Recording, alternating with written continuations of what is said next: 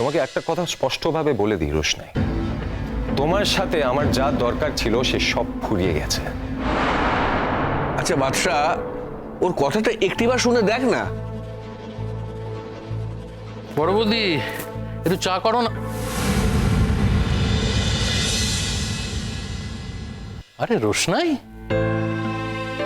তুমি কখন এলে? তোমার পারফরমেন্স তো মানে গোটা ভারতবর্ষে সমাদর পেয়েছে, সবাই খুব সাধু সাধু করছে, আমি সব খবর পেয়েছি। তুমি আজকে এ বাড়িতে আসছো জানলে না, আমি গেট থেকে তোমাকে ওয়েলকাম করে নিয়ে আসতাম। হ্যাঁ, দেখো অবস্থা, দেখো তোমার ঘর শত্রু বিভীষণ ভাইদের একবার অবস্থা দেখো, কথাবার্তাগুলো শোনো একবার। শোনো শোনো, তোমাকে এখানে কেউ ভাষণ দেওয়ার জন্য ডাকেনি, যাও নিজের কাজে যাও। ভাষণ কোথায় দিলাম বলো তুমি ইসদা? একটা মেয়ে নিজে লড়াই করে ফাইনাল পর্যন্ত উঠেছে, সেই জিনিস আমরা সকলে টেলিকাস্টে দেখেছি, সেইটাই আমি মানে ওকে বললাম, এর মধ্যে অন্যায়টা কোথায়? আহ ছোট প্লিজ চুপ করো না, এখানে তো একটা সিরিয়াস কথা হচ্ছে। আরে মহা মুশকিল, যে মেয়েটা এতদিন আমাদের বাড়িতে থেকে গেছে, যাকে আমি এতটা ভালোবাসি, সে একটা এত বড় জিনিস অ্যাচিভ করেছে, তো তাকে কনগ্রাচুলেট করাটা অন্যায় নাকি? ছোট তুমি একটু চুপ করো না প্লিজ, জোর হাত করে তোমাকে বলছি, যে এই জিনিসগুলো জানো না বোঝো না সেই জিনিসগুলো নিয়ে আলোচনা করো না তুমি। দেখ রাজা, কে কি বোঝে আর কে কি বোঝে না সেই নিয়ে তর্ক বাড়াস না, মুশকিলে পড়ে যাবি। ও আজকে অতিথি নারায়ণ, আমাদের বাড়িতে অতিথি হয়ে এসেছে, ওকে কি অপমান করো না প্লিজ, সেটা ঠিক হবে না। বসো রোশনাই, বসো। খবরদার, ও এই মুহূর্তে এ বাড়ি থেকে চলে যাবে, যাও বেরিয়ে যাও। এই বাড়িতে তোমার জায়গা হবে না রোশনাই, কোনো দিন আর হবে না। আর তাছাড়া বাদশা তো বললো ওর সাথে তোমার কোনো দরকার নেই, কোনো কাজ নেই ওর তোমার সঙ্গে। তোমার মধ্যে যদি সামান্যটুকু লজ্জা থাকতো না রোশনাই, তাহলে এই বাড়িতে তুমি কোনোদিনও আসতে না।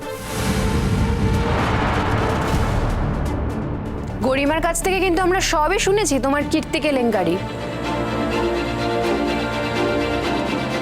ওখানে কি করছিলে, কার সাথে ঘুরে বেড়াচ্ছিলে, তোমাকে দেখলেও না এখন আমাদের ঘেন্না করে। আরে আমাদের ঘেন্না লাগলে কি করে হবে, ওর তো এসব ঘেন্না টেন্নার কোনো তোয়াক্কাই করে না। এবার কিন্তু না বাধ্য হয়ে আমাকে আমার মাকে জানাতে হবে রোশনি।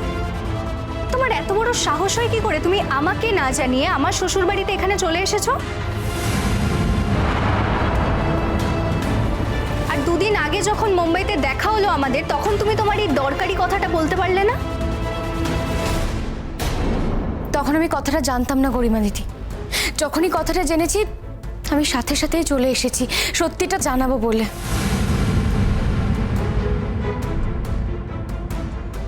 কি সত্যি জানাবে তুমি?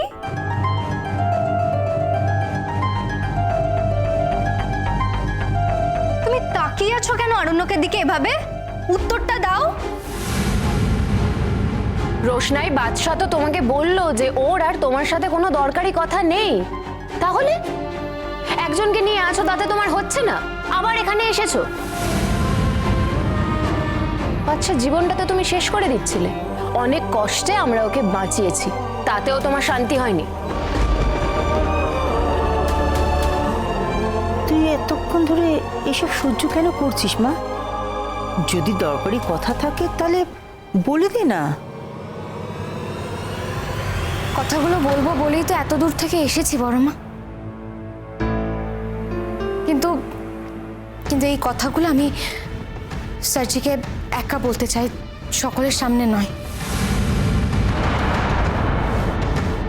কি এমন কথা আছে যেটা তুমি আমাকে একা বলতে চাও? শোনো রোশনাই, এখন কিন্তু আরণ্যকার একা নেই, ও বিবাহিত, আর আমি ওর স্ত্রী। তাই ওর এমন কোনো কথা নেই যেটা আমি শুনতে পারবো না। কি বলার আছে সেটা আমার সামনেই বলো। গরিমা দিদি, স্যারজি বিবাহিত বলে আমি আমার একটা প্রয়োজনীয় কথা আমি স্যারজিকে আলাদা করে বলতে পারবো না। এই আইনটা তুমি কোথা থেকে পেলে বলো তো? Shut up! তুমি আইন দেখাচ্ছ আমাকে? খুব সাহস বেড়েছে তোমার, না? তুমি কি চাও তোমাকে আমি ঘাড় ধাক্কা দিয়ে বাড়ি থেকে বার করে দিই?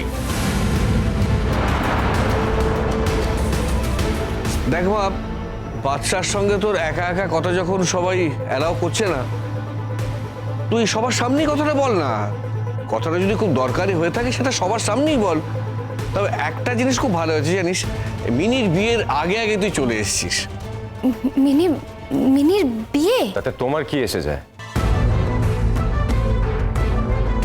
আমি মনে মনে চেয়েছিলাম রে যে মিনির বিয়েতে তুই থাক, কিন্তু আমার তো বলার সাহস হয়নি।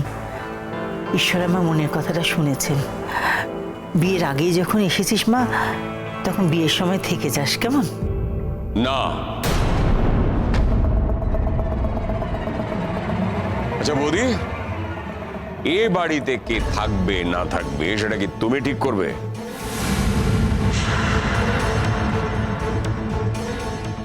না না, শোন বাবলু, এই বাড়িটা তোর তো একার নয়। আমার কোন অতিথি আসবে, কোন অতিথি থাকবে সেটা আমি ঠিক করতে পারবো না, এটা তো হতে পারে না। অতিথি কে? এই মেয়েটা? ও যদি এই বাড়িতে থাকে না আঙ্কেল, সেই কদিন কিন্তু আমি আমার বাপের বাড়িতে থাকবো। গরিমা,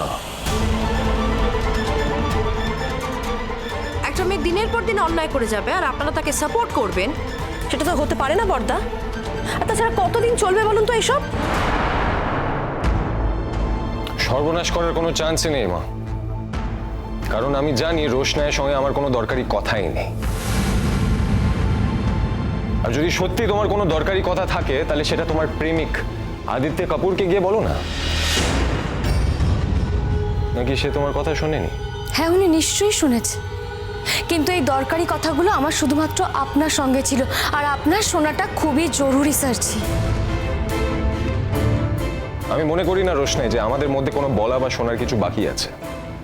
আর তোমার সঙ্গে আমার কোনো দরকারি কথা নেই, so please just stop this. এবার তুমি আসতে পারো। না, শোনা হয়নি। আর আপনি যদি কথাগুলো একা না শোনেন তাহলে বাধ্য হয়ে আমাকে সবার সামনে কথাগুলো বলতে হবে।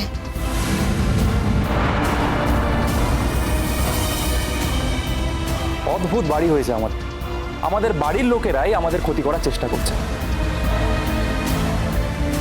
কাকে এই কথাটা বললে তুমি? হ্যাঁ, তোমাদেরকেই বললাম বাবা, তোমাদেরকেই বললাম, একদম নিরুপায় হয়েই বললাম। তুমি তো সমস্ত ব্যাপারটা দেখতে পাচ্ছ, তাও তুমি ওকে প্রশ্রয় দিচ্ছ, ওকে নেমন্তন্ন করছো, এমনকি তোমার মেয়ের বিয়েতে থাকার জন্য ওকে বলছো। কি কারণে বাবা, কেন? তাছাড়া বাদশা তো নিজেই বলছে যে ও আর কোনো কথাই শুনতে চায় না। তার মানে নিশ্চয়ই এমন কোনো ঘটনা ঘটেছে যার জন্য বাদশা আর কোনো কথাই শুনতে চাইছে না। তাও তোমরা কেন ওকে এই বাড়িতে থাকতে বলছো আমি তো বুঝতেই পারছি না। আরে বাবা, যতই হোক ও তো গরিমার আত্মীয়, সেইটা কেন বারবার ভুলে যাও বলো তো? তোমরা আমাদের কেউ নয়ও। তুমি অনেক কথা বলে ফেলেছো জাহ্নবী, আর বলো না, কথায় কথা বাড়ে। আর তাছাড়া গরিমা যে আমাদের আত্মীয় ওটা তো সে আমাদের বুঝতেই দেয়নি, তাই আমাদের কোনো দায় নেই। আর ও আমাদের আত্মীয় নয় বলে অন্য কেউ আমাদের আত্মীয় হবে না, এটাও তো হতে পারে না। রোশনাই আমার মেয়ের শুভাকাঙ্ক্ষী। আমি তোমাদের কারুর দিকে আঙুল তুলে বলতে পারবো না যে তোমরা কেউ আমার মেয়ের শুভাকাঙ্ক্ষী,